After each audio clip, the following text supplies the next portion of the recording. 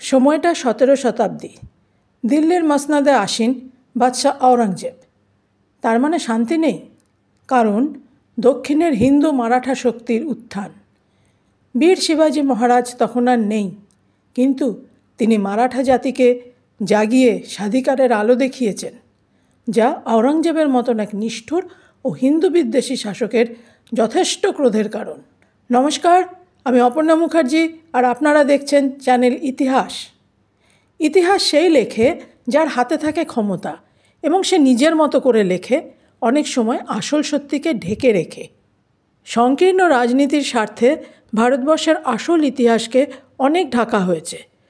মোগল পাঠানের হাত থেকে দেশকে স্বাধীন করার জন্য যারা চেষ্টা করেছেন, সেই অমর হিন্দু বীরদের উল্লেখ ইতিহাস থেকে সযত্নে বাদ দেওয়া হয়েছে বহু জায়গায়। আর এরই এক জলজ্জান্ত উদাহরণ হলো সম্ভাজি মহারাজ। মারাঠা সাম্রাজ্যের কথা বললেই আমাদের প্রথমেই মনে আসে ছত্রপতি শিবাজী মহারাজের নাম, কিন্তু তার উত্তরসূরি সম্ভাজি মহারাজও এক অবিস্মরণীয় বীর ছিলেন। আজকের এই পর্ব বীর হিন্দু সৈনিক সম্ভাজি মহারাজের জীবন, যুদ্ধ, শাসন এবং হিন্দু ধর্মের জন্য বীরত্বপূর্ণ আত্মত্যাগ। ছত্রপতি সম্ভাজি মহারাজ কে ছিলেন? সম্ভাজি মহারাজ ছিলেন শিবাজী মহারাজের জ্যেষ্ঠ পুত্র এবং মারাঠা সাম্রাজ্যের দ্বিতীয় ছত্রপতি। জন্ম 16 মে 1657 সালের পুরন্দর দুর্গে। অত্যন্ত দুঃখ দুর্দশার মধ্যে কেটেছে তার শৈশব।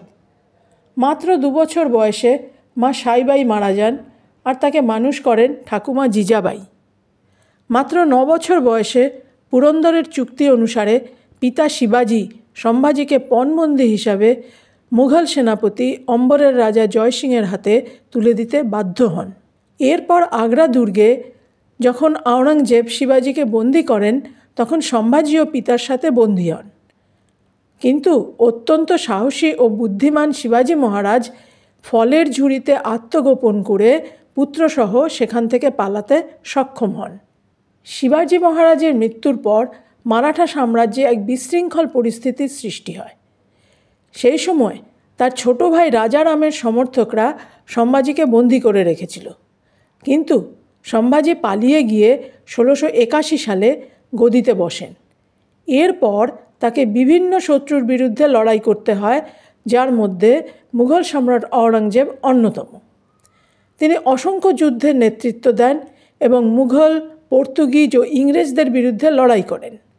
1689 সালে তিনি ব্রাহ্মণ বিদ্বেষের অভিযোগে আনা তার বিরুদ্ধে বিদ্রোহ দমন করেন। সম্ভাজির যুদ্ধ কৌশল ছিল অপ্রথাগত গেরিলা যুদ্ধ এবং সরাসরি আক্রমণ। 1689 সালে সম্ভাজি মহারাজ ও তার বিশ্বস্ত সহচর কবি কুলেশ যখন সম্বল নদীর তীরে অবস্থান করছিলেন, তখন গোপাল দাস মানে ও কিষাণজি খোটে তাদের অবস্থানের খবর মুঘলদের জানিয়ে দেয়। এরপর মকরাব খানের নেতৃত্বে এক মুঘল বাহিনী সেখানে হামলা চালিয়ে সম্ভাজিকে বন্দী করে।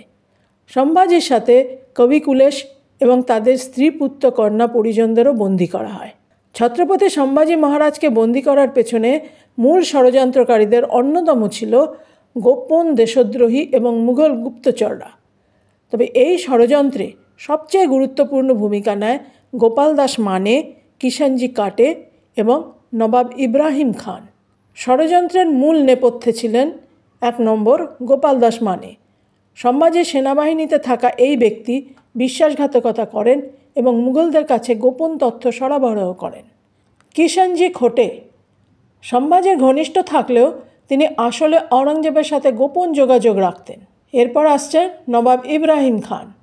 দাক্ষিণাত্যের এই মুঘল সেনাপতি মারাঠাদের মধ্যে ফাটল ধরিয়ে সম্ভাজিকে ধরার কৌশল নিয়েছিলেন। এই ষড়যন্ত্র শুধু সম্ভাজির বিরুদ্ধেই ছিল না, এটি মারাঠা সাম্রাজ্যকে দুর্বল করার একটি বড় চাল ছিল, যা আওরঙ্গজেব দীর্ঘদিন ধরে পরিকল্পনা করেছিলেন। সম্ভাজি ও কবি কুলেশকে বন্দী করে মুঘল ক্যাম্পে আনা হয়। ঐতিহাসিক যদুনাথ সরকার এর বিবরণ দিয়েছেন। ভারী শিকলে বেঁধে তাদের উটের পিঠে চড়ানো হয়। মাথায় পরিয়ে দেওয়া হয় ঘণ্টি লাগানো জোকারদের টুপি। রাস্তার 2 ধারে সারি বেঁধে থাকা লোকেরা সেই জান্তব অপমানের দৃশ্য দেখতে থাকে। এরপর তাদেরকে হেঁটে পুরো মুঘল ছাউনি ঘোরানো হয়। যখন আওরঙ্গজেবের সামনে তাদের পেশ করা হয় তখন আওরঙ্গজেব সিংহাসন ছেড়ে নিচে নেমে মাটিতে মাথা রেখে আল্লাহর শুকরিয়া আদা করেন। এরপর আওরঙ্গজেব চলে যান এবং তাদেরকে কারাগারে নিক্ষেপ করা হয়। ঐতিহাসিক কাফি খানের বিবরণ অনুসারে সম্ভাজিকে বর্বরোচিত নির্যাতনের শিকার হতে হয়। আওরঙ্গজেব তাকে ইসলাম গ্রহণ করতে বললে তিনি কঠোরভাবে অস্বীকার করেন। এরপর চলে দীর্ঘ নির্যাতন। গরম লোহার শিক দিয়ে অন্ধ করে দেওয়া হয়। এরপর 11 মার্চ 1689 সালে তাকে নির্মমভাবে হত্যা করা হয়। তার অঙ্গ প্রত্যঙ্গ টুকরো টুকরো করে কেটে কুকুরদের খাওয়ানো হয়। এখানেই শেষ নয়, শয়তান আওরঙ্গজেবের আদেশে সম্ভাজি ও তার সহযোগীদের ছিন্ন মস্তক দক্ষিণ ভারতের প্রধান শহরগুলিতে ঘোরানো হয়। এইভাবে কিছু ঘৃণ্য দেশদ্রোহী বিশ্বাসঘাতকের চক্রান্তে বীর সম্ভাজি মহারাজের জীবন সীমাহীন নিষ্ঠুরতার সাথে শেষ করে আওরঙ্গজেব। সম্ভাজিকে হত্যা করলেও আওরঙ্গজেবের মারাঠা হিন্দু রাজ্য ধ্বংস করার স্বপ্ন সফল হয়নি, বরং সম্ভাজির নিষ্ঠুর হত্যা মারাঠা জাতিকে বিভেদ ভুলে আবার এক করে দেয়। মারাঠা সেনাপতি শান্তাজি ঘোরপাড়ে মাকরাম খানকে হত্যা করে সম্ভাজির মৃত্যুর প্রতিশোধ নেন। মারাঠাদের আক্রমণে আওরঙ্গজেব ব্যতিব্যস্ত হয়ে পড়ে। মারাঠাদের ভয়ে দাক্ষিণাত্যের এদিক ওদিক পালিয়ে বেড়াতে থাকে। অবশেষে ঔরঙ্গাবাদে তার মৃত্যু হয়। সম্ভাজি মহারাজ কেবল যোদ্ধাই ছিলেন না, তিনি ছিলেন একজন বিদ্বান ব্যক্তি। শৈশবের থেকেই তিনি লেখাপড়ায় খুব মনোযোগী ছিলেন।